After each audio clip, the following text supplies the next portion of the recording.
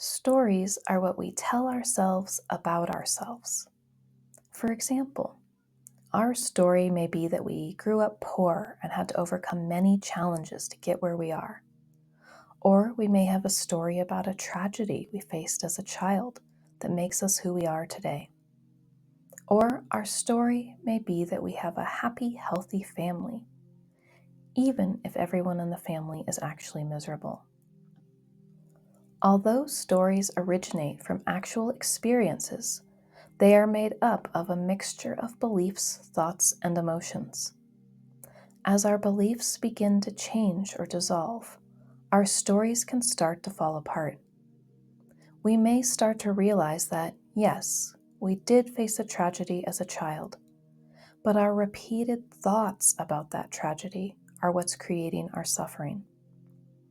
Or we may realize that our story of a happy family keeps us from seeing how our family members are unhappy and stops us from actually helping them. Once we see our stories clearly, they begin to dissolve. In other words, we see that they are just self-made creations and not an accurate reflection of reality.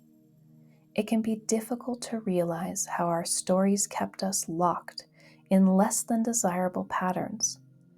But once we move through the pain of that realization, we understand that we no longer have to live our stories, and we become free from the rules that our stories create. Let's do a quick exercise to examine the stories you hold. You may want to start by simply listening to the following exercise and reflecting on the questions. If you'd like to gain deeper insights, grab a pen and piece of paper or open a Word document and write down the answers to the following questions. You can pause the video to write down your answers. Okay, let's begin. First, ask yourself, what are the overarching themes of your life? What stories or experiences do you repeatedly tell others about?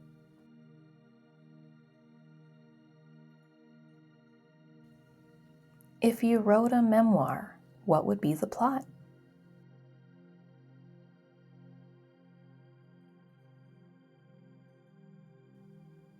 Now that you have identified some of your stories, see if you can identify the beliefs, thoughts, and emotions that make up these stories.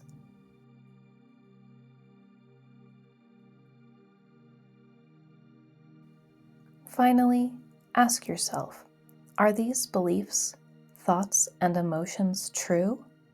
Is the story true?